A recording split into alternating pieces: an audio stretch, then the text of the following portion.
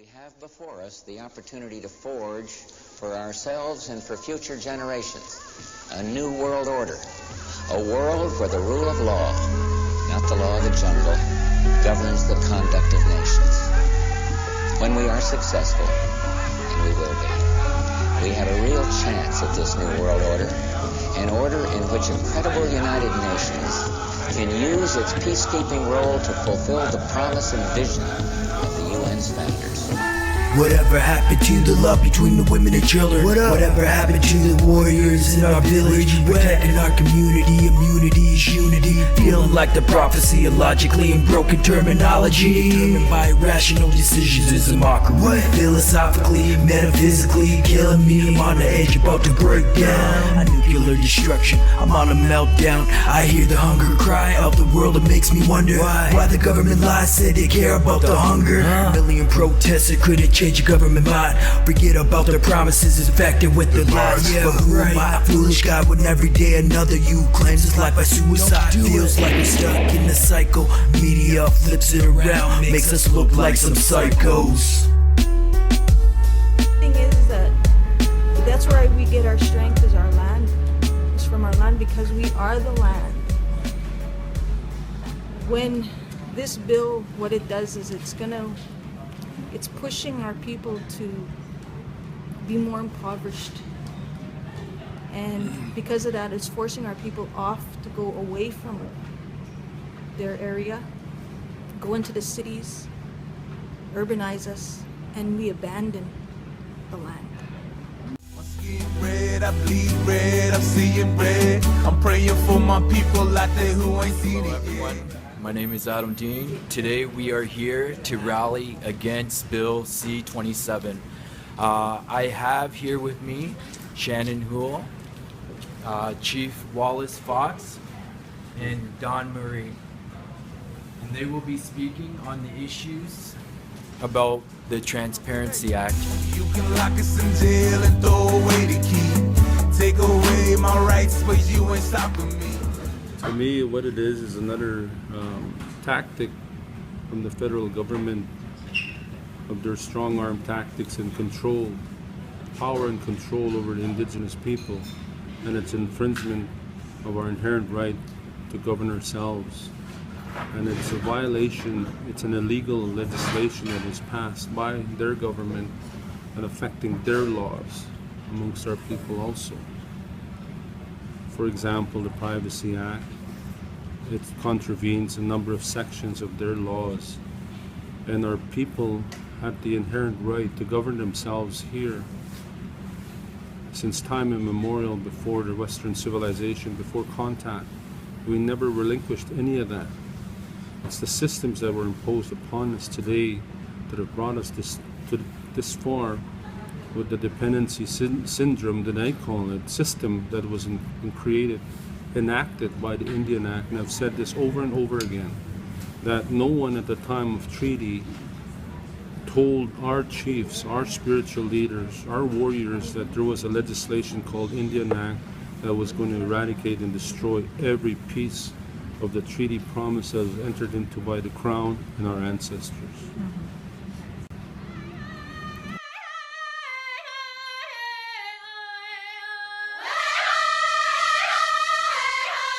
C-27 to me, if I look at it just, on a surface level, what I find is that, it sounds good. But everything that the Harper government pushes through sounds good at the beginning, but it's actually just crap. So when I looked at what the Transparency Act is, on the surface it says, accountability to First Nations about finances and stuff like that. But after watching how things work out, and how things have been working out, especially in the last 2 years, I'm thinking that it's just another stepping stone. It's another stepping stone to the elimination of fiduciary responsibility. And that fiduciary responsibility comes from a nation-to-nation agreement, right? So to me, what I'm seeing happening is not necessarily the lack of transparency from the nations to the members. I think basically how I'm seeing it is that they're trying to pan-Indianize and lump everybody into the same category. They're also trying to get their hands on source revenues that are, some nations have them and some nations don't. But basically what I'm seeing is that they're going to try to lump everything in together, and then through that try to make legislation or try to unilaterally force some type of policy or something that is going to actually be deleterious. It's going to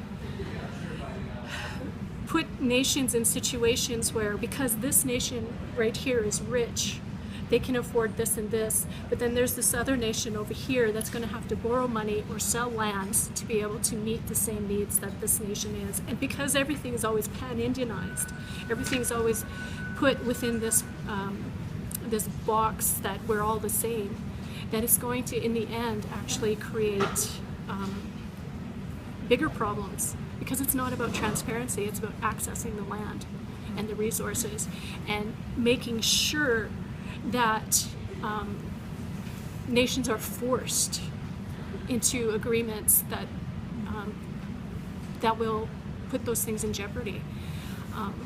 So for me, it's a treaty violation. That's how I see it. Got to run as one now, it's begun. Feel the beat of a different drum. I'm not going to just answer it in what is C-27, Okay. because it's not about just what C-27 is about. There's a whole connection about it. When I Don't Know More, for instance, happened, C-27 is one of the bills that I talked about. And a lot of people said, yes, we're against it. Now, people don't realize C-24, C-45 is like 400 and some pages, okay? C-27 is 5 pages. Lawyers are lawyers who've looked at it. Anybody can read it. It's 5 pages. It's, lawyers have said this is the poorest legislation we've ever seen. Like, really, who wrote this? And what was the whole reason for it? When I look at C-27, I don't see it about our salaries at all.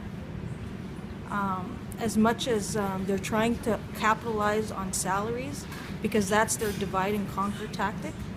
Because of course, everybody, when I look at it at a grassroots level, and I look at our councils, before I was even in council, and it's like, yeah, what are you doing? You know, because we look for leadership. We look, because that's who we are. We've always had our leaders, right? But are we defining our leaders in our own definition, or are we defining and looking at them at what non-Indigenous people have turned us into be? They vilified us, made us look like we're not doing what we're doing, because they're defining us on what their definition of leaders are. I do a lot of roles. We do lots of roles. We're not just sitting here pushing paper or doing governance. We're doing a lot of different things. We deal with so much, but we're also dealing, like I seen Chief Wapas in Treaty 4 when we went to his hearing. You know, we don't want to administer our own poverty, and that's what they're capitalizing on, is because technically they're not giving us what they have a responsibility through treaty to give us. What they're expecting us to do is give us rations, and they're giving us scraps, because that's what they're doing. They're taking our Indian trust monies, they're getting most of it, we get maybe 25% of it, and they're giving us the scraps, and they're saying, here's what you got, and make do. It's no different. C-27 is like having an Indian Act agent sitting there saying, we dictate to you. when I look at this bill, I think of hold the rations, I think of starvation policy, I think of all these tactics that have been happening over the years. You know, the past system was set up to keep us all in the reserve, to keep us contained within a concentration camp. You know, Hitler used our example to push his agenda. And now what they're doing is they're seeing that we are still strong as people because we're still united, even though they try to divide us into different reservations, but we're still strong and we're still here. When you look at what they've written about us, last week I was reading the Revenue Canada 1864 Indian Act report, and you know, in there they blatantly say, yeah, we had to give them health provisions because they're not extinct, but they are getting diseased because they've had contact with the settlers, so they're getting their diseases, and we've had to give them money for health care, which is their responsibility because our ancestors made that agreement, made treaty, negotiated for all of this for us. And because they did that, we are their future that they thought about. And we have to think of the future generations. We have to honor what they did. And what with this bill, what it does is it's a creation to divide us as people, separate us. Because in reality, my heart is always going to be grassroots. Yes, I do have a line of history of leaders in my family. I do come from treaty signer. But that's my role. We all had a role to make our society function. And we all have to unite to create that role, bring that role, our roles together and unite again. But don't allow non-Indigenous people to separate us. Because if you focus on the money thing, which we didn't have before, right? And we focus on who we really are as people, we'll see the real meaning of what this bill does. It's to get our land. It's to move us leaders, their opposition, out of the way so that they can get the land. Turn our reserves into municipalities. Remove us from the reserve. Before they wanted to keep us, but they're seeing that not everyone wants to leave here.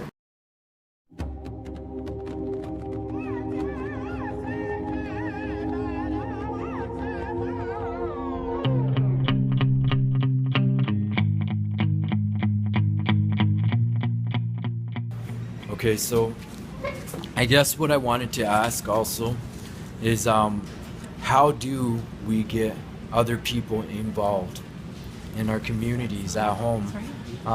Bringing awareness is one thing, right? But getting people engaged and involved and interactive in what we're trying to do. How are we going to go about that? Time to take the stand to protect the children, protect the land. What I keep hearing from elders and a lot of ceremonial is keep educating. But we have to remember the oral understanding. People get confused when you start to look at the written context. We never say we signed treaty, we made treaty. We did, we have to understand that's where the spirit and intent, because the non-Indigenous had the written part, but like what I've been told, it changed even after. There's words in there that were not our understanding. We didn't have that. I heard Wallace say before, this is our mother. How do we break up our mother, or how do we give away part of our mother? Right? And that's, how do we give, the land is us. This is what my grandmother always said. So how do we give part of ourselves like that? How do you take part of that? So we have to remember but what I keep hearing, and also in ceremony, is just we're on the right track. We just have to keep educating and keep enlightening our people and bring them back, because that's what's part of our confusion. We don't know who we are anymore. We have to remember We have to honor what our ancestors did for us. We have to honor that. They went through ceremony for all that they've done for us. They move forward. That's how we are still existing. And we still need to do that ourselves and keep doing that. We have a lot of work, we got a lot of healing, but we're on the right track. We are those generations that they talked about. We just have to keep moving forward.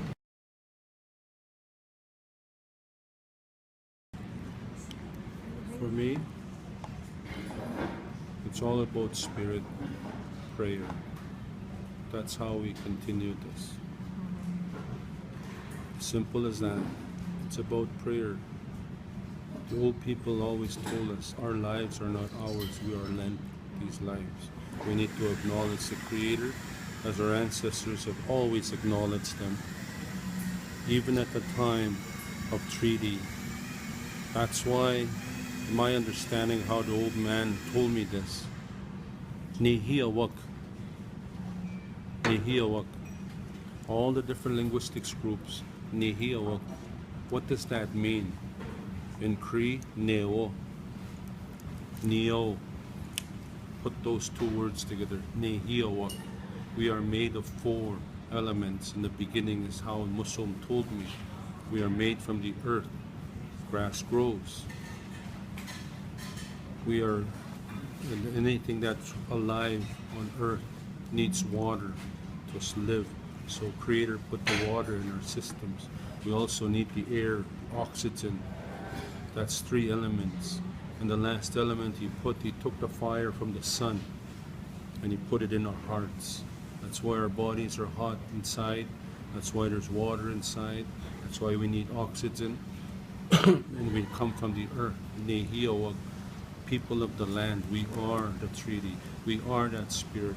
As long as the grass grows, as long as there's life in our people, as long as the water flows in our bodies, as long as the sun shines, that's the heart in our people. And that's where all of this originated from that oral understanding of spirit. As long as our people continue to want to learn, and it's a matter of choice, to learn and understand this way. Remember, we've gone over 100 years in this. We are now beginning that journey to recognize and find out who we are as a people. That's why we're stewards of the land. People say, we are the treaty. There is no ifs, ands, or buts. We are. And that's from the spiritual side, Kagi Simone, got a spiritual road of understanding that I was taught about this treaty. That's why it will never go away as long as we are here. And all they've been doing and waiting, our ancestors, is asking them for help. Prayer as a collective. This treaty is collective. It's not me. It's not the 5,000 people in Onion Lake. It's all of us. It's a collective treaty. And the government understands this. They knew that. That's why they created this contract and entered into with the church to create those residential day school systems to take the family dynamics away, and the prayer and the language and the belief. And that's one of the reasons why we are today and where we are in the behaviors of us as a people. And that was an elder told me many years ago. That was instilled the church and the prayer by methods of intimidation and fear. And then it's generational after that. But today we need to recognize that, where we came from and what happened, but not live there. Understand what happened to us as a people and make that conscious choice through the prayer of walking into tomorrow with a better view and a better hope. Thank you. We need to uncolonize ourselves from Indian Act, is what we need to do. Because we've all been taught generations about Indian Act. We need to uncolonize ourselves. Because back in the day when treaties were made, there was a family or people that were given the right to hold that treaty and remember it through the generations. They had to remember it orally, not because we didn't need to write. We had that. We remembered. We always remembered word for word. But because we did that, and because of, as soon as we signed made treaty, Indian Act was enforced. So our people got conditioned to that, and they didn't get an opportunity to teach us about treaty. And then the ones who did know kind of had to go in hiding, you know, with all the ceremonies being against the law and stuff. So there's a lot of, we need to uncolonize ourselves. We need to remember. Indian legislation's on the desk of a do-right congressman. Now he don't know much about the issue, so he picks up the phone and he asks advice of the senator out in Indian country, a darling of the energy companies who are ripping off what's left of the reservations. I learned a safety rule. I don't know who to thank. Don't stand between the reservation and the corporate uncivilized and lawless bank. people, They'll send and we in never federal tanks.